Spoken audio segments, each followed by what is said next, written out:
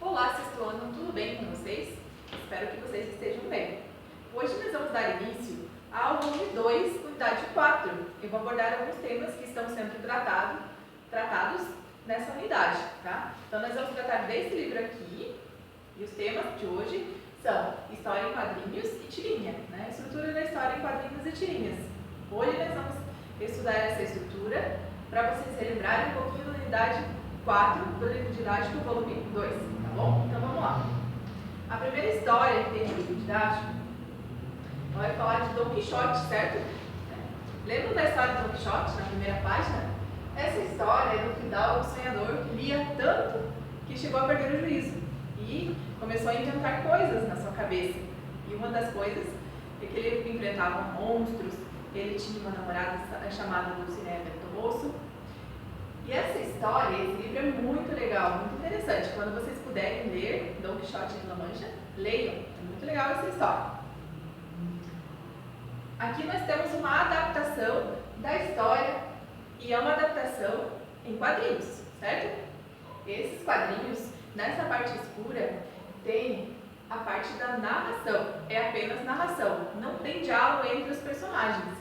Então aqui o narrador vai contando a história, uma parte da história, é claro, e depois vai ter uma interpretação dessas partes. Então eu vou realizar a leitura, não dá para entender direito aqui, mas vocês podem acompanhar no livro didático na página 3. Eu vou apenas realizar a leitura da história, porque eu acho muito interessante, tá?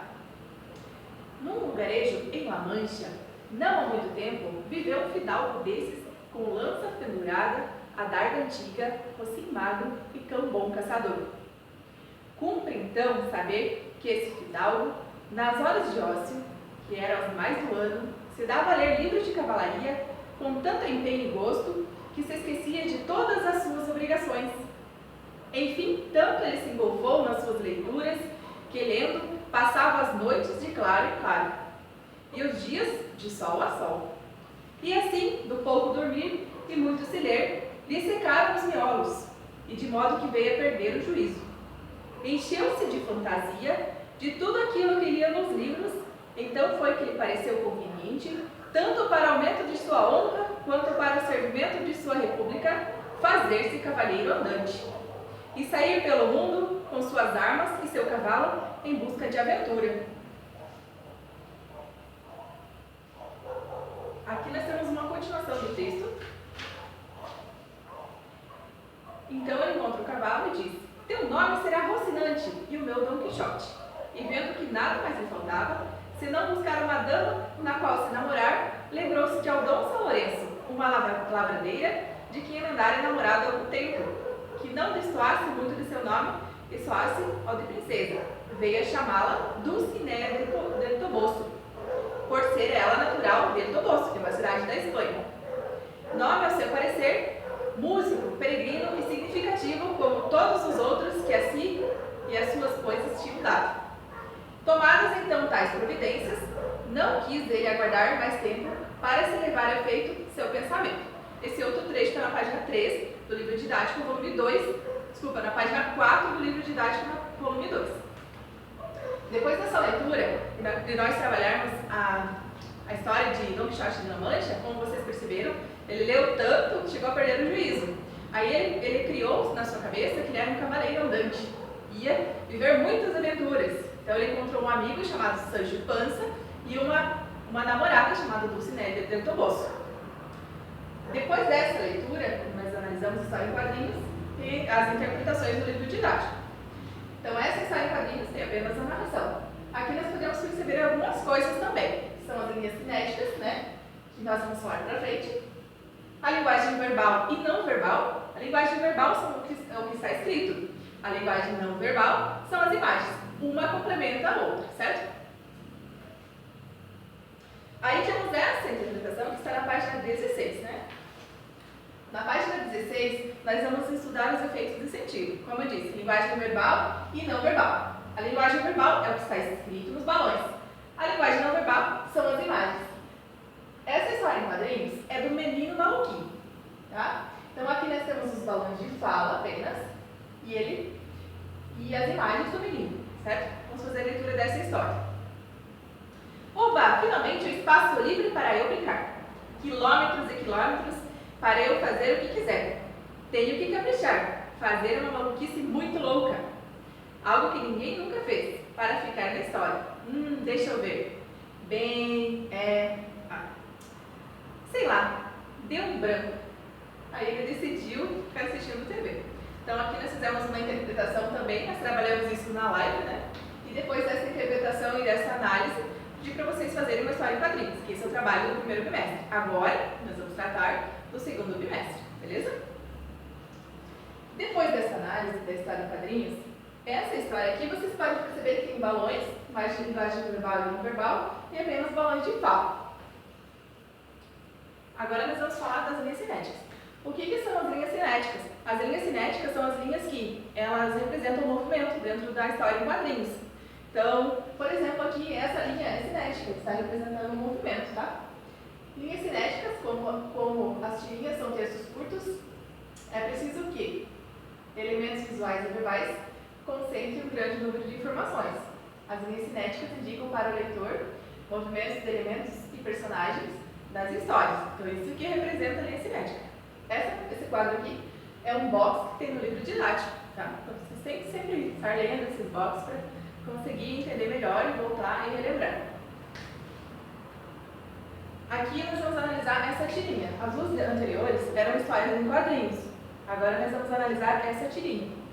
Essa tirinha do Cebolinha, né? Da turma da Mônica. Então vamos lá. Vamos fazer a leitura. Oh, legal! Vou ver quantos quilômetros eu ando assim. Saia da frente, menina. Deixa o equilibrista passar. Agora sei como as mulheres podem desequilibrar um homem. Então essa tirinha aqui tem 4 partes. Tem o começo, né? O conflito, o clímax, tem aqui o encontro deles e tem o final, tá? Essa tirinha, ela tem poucas palavras, mas ela diz muita coisa. Aqui nós podemos analisar também balões de falas, imagem, a linguagem verbal e não verbal se complementando e linhas cinéticas, certo? Essas aqui são as linhas cinéticas. A partir dessa tirinha, nós vamos estudar a estrutura do texto, porque vocês precisam saber. Todos os gêneros textuais têm uma estrutura, tá? Mesmo uma tirinha, um texto curto com linguagem clara, com poucas palavras, ela tem uma estrutura. Então, vamos lá. Então, no primeiro quadrinho ali da Turma da Mônica, na página 17, temos a situação inicial, né? A situação inicial, como se inicia a história. Então, nesse momento inicial da narrativa, o personagem Cebolinha está brincando de se equilibrar no meio-fio. Então, é assim que se inicia a história. Momento inicial, onde se inicia a história. Aí, no segundo quadrinho, nós temos o conflito, né? Elemento que perturba a situação inicial. Começa o conflito, perturbar a situação inicial, o início da história. Outro personagem, a Mônica, fica na frente do Cebolinha, impedindo de continuar a brincadeira. Cebolinha reage sendo mal educado, não é? Isso está no segundo quadrinho. Aí nós vamos ter o clímax, que é o ponto de maior tensão da história, né? Qual que é o ponto de maior tensão dessa história em quadrinhos que eu mostrei anteriormente? A história atinge seu momento maior, de maior tensão, quando Mônica reage batendo no Cebolinha. Então esse é o momento de maior tensão e esse momento sempre se chama clímax. Então quando vocês forem construir uma história em quadrinhos ou uma tirinha, vocês têm que lembrar que tem que ter esses 4 elementos. O desfecho e final da história. Como que a história se desenrola, né? Esse é o desfecho. Então a história, né, se desenrola da seguinte maneira. Cebolinha, dolorido, termina a brincadeira e afirma entender como as mulheres desequilibram os homens e Mônica vai embora. Então é assim que termina a história. Então vamos lá revisar. Nessa história, que é uma tirinha com poucas palavras, existem 4 elementos. Situação inicial, conflito, clímax e desfecho. Beleza? Isso tem que ter na história de vocês. Além das linhas cinéticas, que são as linhas que representam o movimento. E também, como a primeira história em quadrinhos de Don Quixote, pode ter a parte do narrador, certo? E, por final, nós temos aqui os balões. Vocês sabem que não existe existem são os balões de fala. Existem os balões de pensamento, grito, cochicho, amor e ideia. Então eu coloquei esses principais tipos de balões para vocês futuramente colocarem nas histórias em quadrinhos que vocês vão escrever, certo? Então vamos lá, fala. Você viu meu livro? Esse daqui está indicando fala, então o balão de fala tem que ser feito assim. Pensamento. Onde estará meu livro? O balão de pensamento tem essas 3 bolinhas aqui e ele é em forma de nuvenzinha. Grito. Grito parece uma explosão, né? Esse é o balão de grito. Cochicho tem que ser pontilhado, né? Os pontinhos aqui. Amor representa o coração. Ideia, quando a pessoa tem uma ideia na história em quadrinhos, você faz um balão assim e coloca uma lâmpada dentro. Tá? Ok?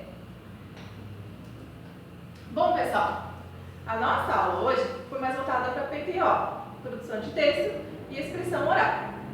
Nessa aula vai ter um formulário. Esse formulário conta para o próximo bimestre. O formulário vai ser curto, vai ser tranquilo de fazer. Fiquem tranquilos, tá? Na próxima aula vai ser uma aula de língua portuguesa. Obrigada pela atenção de vocês e até a próxima aula. Beijo!